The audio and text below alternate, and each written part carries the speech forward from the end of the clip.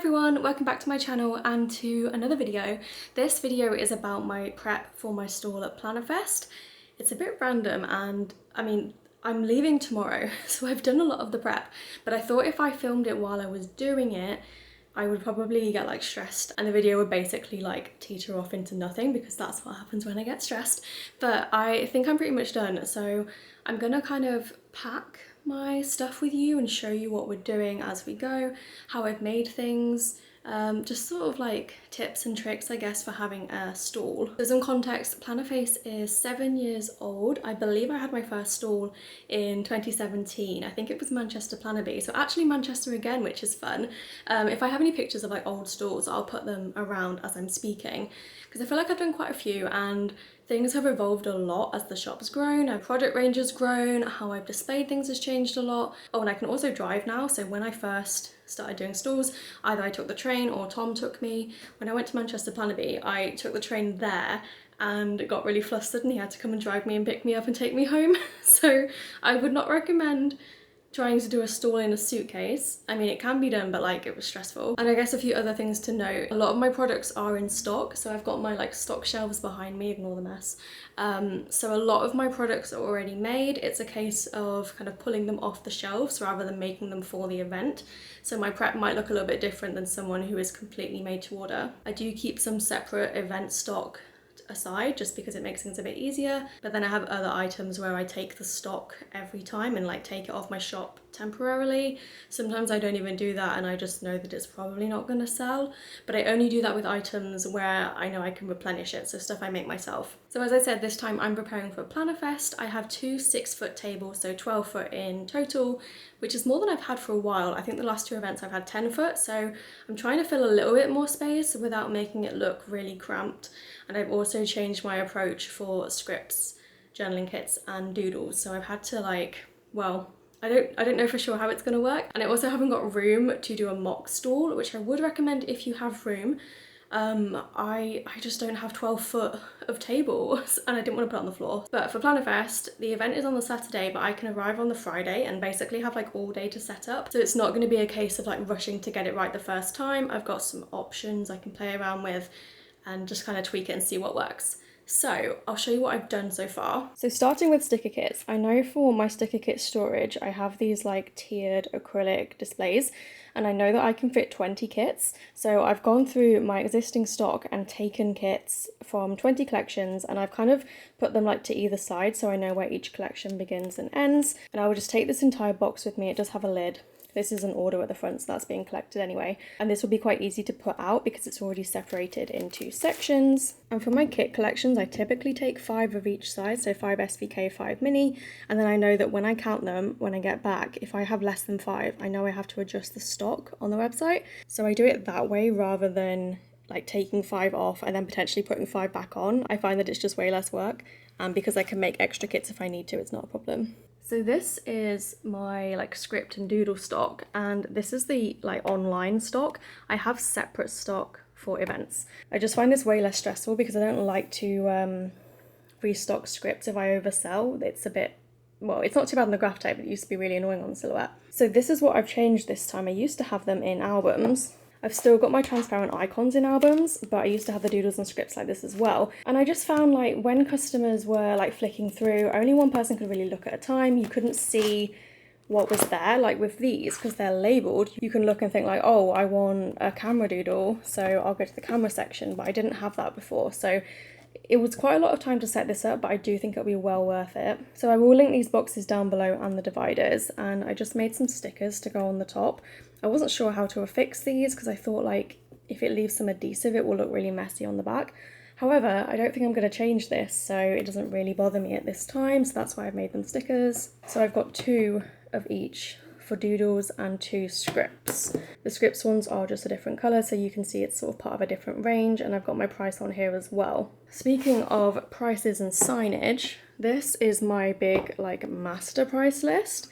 And I find that even though it's here, like people still kind of want to see prices on individual items, which I totally understand because like this is A4, it used to be A5 and I've upgraded it for this event, but it's still quite small. If you're like imagining it on a 12 foot table, if you're looking on one side of the table and this is on the other side, you aren't going to see the price still. So for a lot of my ranges, I have got like separate price labels as well. And then for some smaller signs, I just have like the A5 version of that, which just slots in here. You can change the sign really easily because this acrylic thing just opens and you can replace the paper inside. I just like the style of these because it's like this light wood, and I've got some other elements of light wood on the stall, so I think it just like brings it together nicely. So this sign is for my oops bags. I've got something about kit add-ons because I don't bring add-ons to events, I just bring like the main kit. So I have a discount code for people to pick up the add-ons if they want to like buy them later. And then I just say that I take card or exact cash. And the reason I take exact cash is because I don't bring a float anymore. I don't know if it's a COVID thing, but I used to have a lot more people paying in cash, so I would have a little cash box and I used to have to go and get change exchanged at like the post office or the bank. And I would basically just have a lot of money in like small change all the time. But as less people seem to be using cash, I don't really find that I have to give change a lot, so I don't bother with the cash box at all anymore. If I do need to give change, usually if I've taken cash early in the day, there's enough to give change, and otherwise it's mostly card payment. So yeah, I don't really have a cash box at the minute. I have a slightly larger box but organised in like a very similar way for my journaling kits, and because the kits are going to change pretty quickly like between events, I didn't want to label them with the kit name, so I've just put my brand pattern and the customer can flick through and like basically just look at the kits. I hope this works. I haven't tried this before, and again I've got my pricing on the top so that they can see it, but like with the lid open. For albums, I have these great big like purple crates and they stack. They're actually from like a children's wear website. I guess they're used to like store baby clothes, baby toys, something like that. But they're really cute. They're in the perfect purple shade. So I use those for my albums.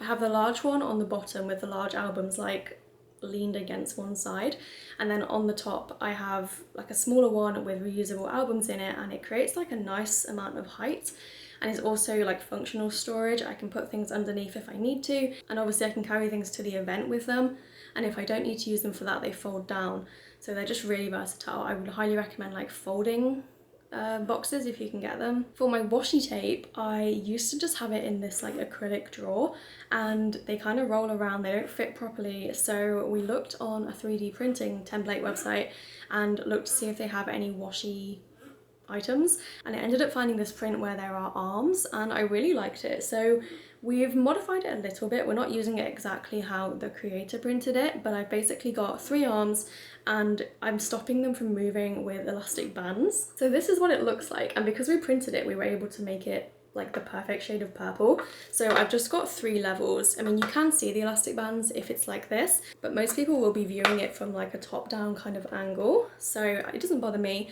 There were spaces you could print, but we're a little bit pushed for time because we had some sizing issues and we had to reprint a few bits, so I just wanted to do it this way, and I really think it works well. So my plan is to put my terrazzo washi on here because it kind of goes as a set of 3, and then I'll have my doodle washi in front. I'll insert a picture because I'm not quite sure how I'm going to do that yet. So as I said, we had to reprint a few things, so we ended up with extra arms, and I was like, oh, what a good idea. I'll glue them together. So I just glued them together and left it to set. The glue I used is E6000, and you have to give it like 24 hours to cure, so I just glued it and left it alone. Then I realised I actually can't fit washi side by side because like it basically just needs a little bit more width. They're gonna kind of like pop between.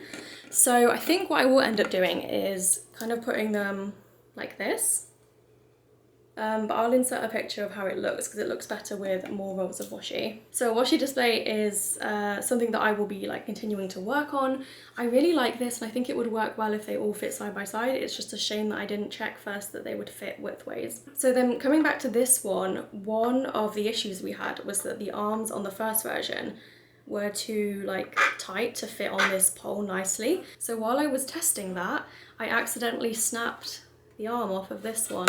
So we have this display, which I turned into like a freebie station. I've got a bowl that I'm going to place here with some sweets in, and I'm going to have a stack of freebies here so the customer can just take a freebie, and it just says that, so hopefully people will feel like they can take free stuff. I think at events it's kind of difficult to get people to take your freebies sometimes. I don't know if it's like a British thing, I think people feel a bit awkward, but I'm always like having to remind people to take my free offerings. I don't know. So hopefully having a little sign will help. And then I've just got a QR code to sign up to my newsletter. You can get free QR codes online. I got this from Vistaprint and I was able to put my logo inside. Joanne from Josephine Bow Designs told me about this, so credit to her. I don't know where else you can get them. I've never tried to do a QR code before, but I just thought it was really clever and it was really simple to make. I guess I'm just going down by like product type at this point. So next I have die cuts.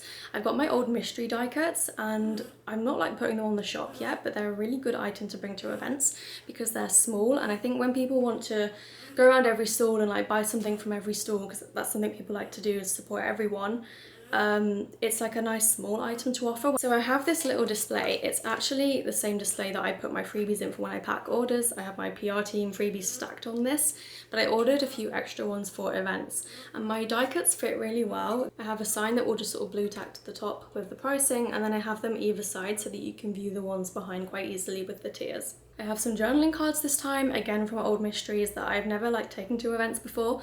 So I think I'm just going to put these in a box. Haven't done it yet, but I'll b-roll over this, whatever I end up doing.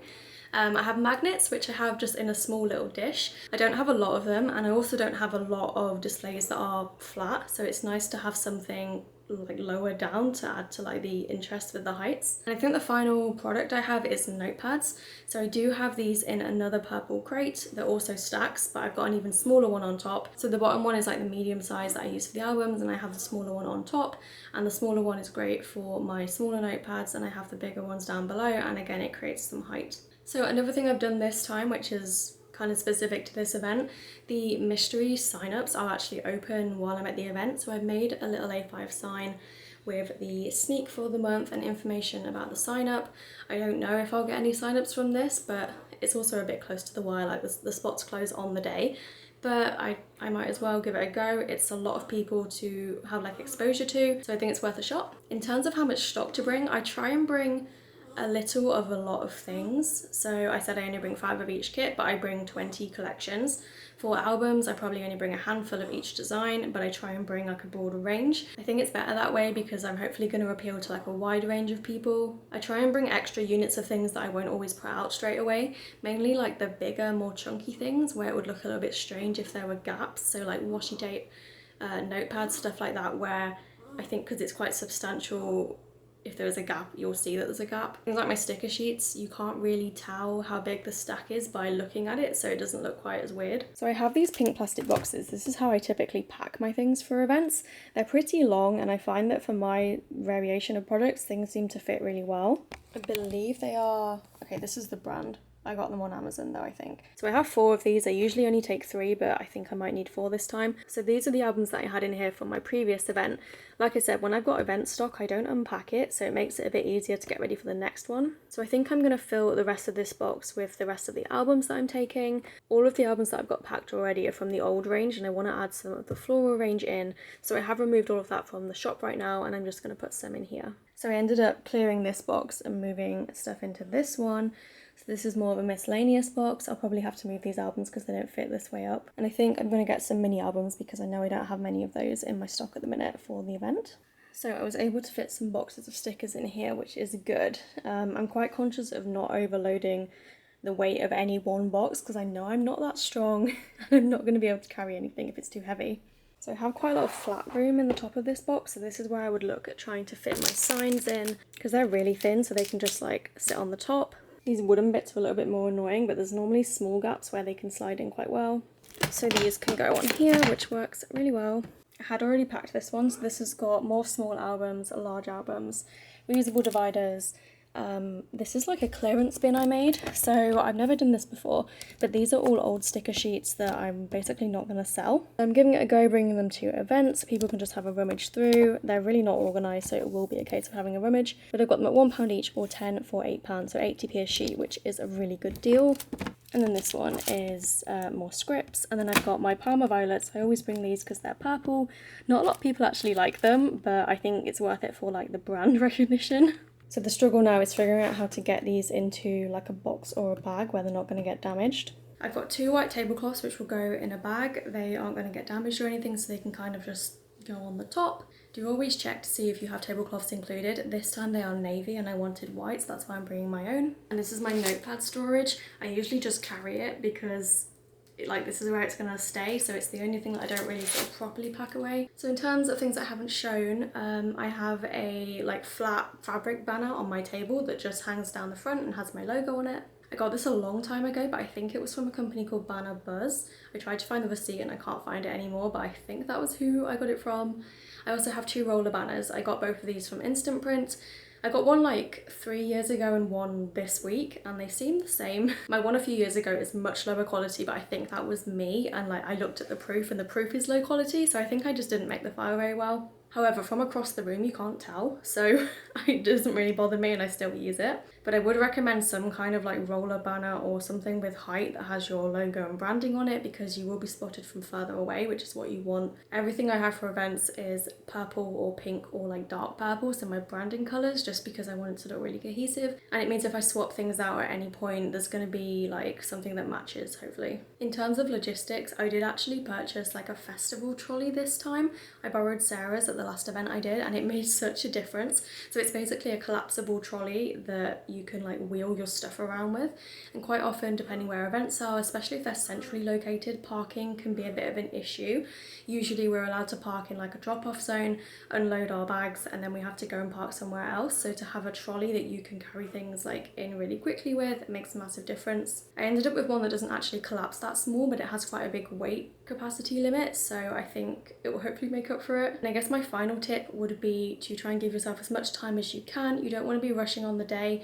Luckily for this event we can set it the day before, which will make the world of difference, but try and get there as early as you can. I know it's not always possible, but you'll be grateful of the extra time, and it's really nice to kind of set up in a leisurely way. You get to speak to the other stall holders and it's just better, but I feel like that's a given. So it's been about 2 weeks since I filmed the clips that you've just seen, and I've gone to edit it and realised there's things I forgot to mention. I've obviously now been to Plannerfest, so I'm not going to talk too much about the event specifically because I am going to do a Plannerfest video, but there are a few things that I noticed during the day that I didn't really like about my stall, specifically how I've got certain things organised. So albums and notepads, I ended up not really vibing with it. So my friend Emma came and helped me on the stall, and during the event we actually made notes of things that I would like to change. So I'm gonna go through a couple of the things that I've already actually changed ready for the Southwest Planner Meet in well, I'll be there when you're watching this video, but I wanted to just go over them because I feel like I said in the video, or maybe I haven't said it yet, but there are things that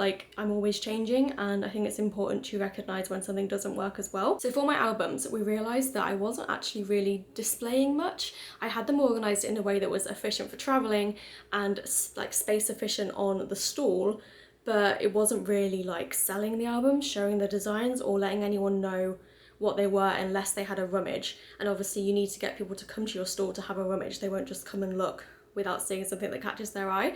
So I've ended up picking up a wire rack. Can't really see what it is at the minute, but basically I'm going to put my reusable albums in it. It's actually 4 tiers, so it's going to look pretty full when it is on the stall.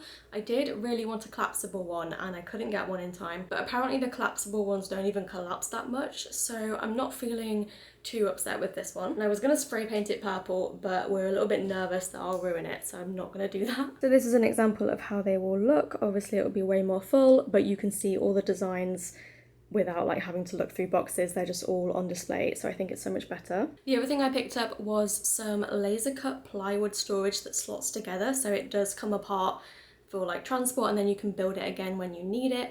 And I've got those for my large albums. I was actually able to purchase a laser cut file, and I have a local laser print lady that I know who has printed stuff for me in the past, so she was able to get them to me in 3 days, which was really quick, because otherwise I would have had to order them from the US and it would have taken way longer than that. So I've got those for my large albums. They fit really well and I can display them sort of in tiers. So this is the laser cut one. It is made from plywood and it just slots together using these arms. And this is how the albums fit. Not sure how I'll do them yet, but this is kind of what I'm going for. And I have ordered a more narrow one for my notepads, but I had to get that directly from the shop because there was no laser cut file. Also because I amended the sizing, so it wasn't a standard file anyway. But that is on the way and I unfortunately won't have it for this event. but in the future it's going to be a lot better than just having them in the boxes like I do currently. One other thing I forgot to mention that is like really crucial is charge your card reader, check it works beforehand, and if you're super worried about it like me, have a spare because last year I used my card reader for the first time after COVID. It had been in a box upstairs for like 3 years. I turned it on and it just had an error that was unfixable. So I had to panic buy one from Amazon, and I bought my original one that I had, which was from Shopify, and I've now got that one as a spare, but I actually use the Amazon one, which is an iZettle one.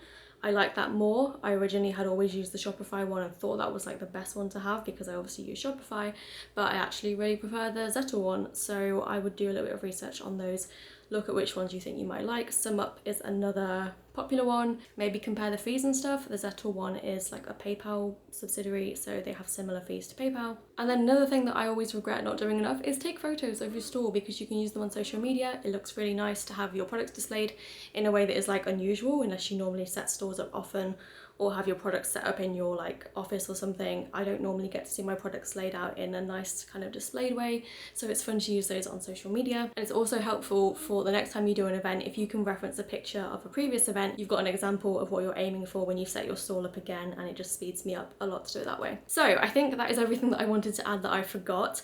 Thank you for watching. I hope you found this useful if you're thinking about going to events or vending at like conferences and stuff. This is just a collection of a few tips and tricks. A little bit of a random packing vlog, super weird video. I don't know if this is actually useful or not, but I do hope you enjoyed it and got something from it. Thank you so much for watching. Please subscribe to my channel if you do like small business content, as I upload studio vlogs most weeks and a few random videos and plan with me here and there. But thank you for watching, and I'll see you in my next video. Bye!